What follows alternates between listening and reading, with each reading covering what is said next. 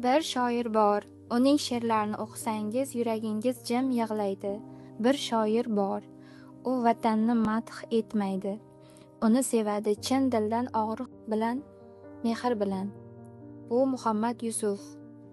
U 1954-yilda oddiy bir o'zbek xonadonida tug'ildi.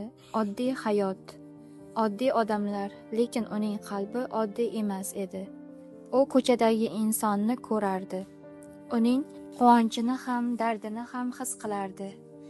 Eng muhimi, u bu tuyg'ularni yashirmasdi. U yozardi. Shunday yozardiki, go'yo sizning yuragingizdagi gaplarni kimdir oldinroq qog'ozga tushirib qo'ygandek bo'ladi.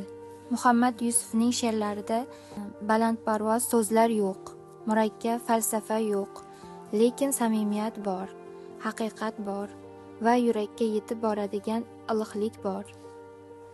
U vatan haqida yozdi, lekin boshqalar kabi shunchaki vatan buyuk demadi. U vatanni ona kabi sevdi. Uni sog'indi, uni his qildi.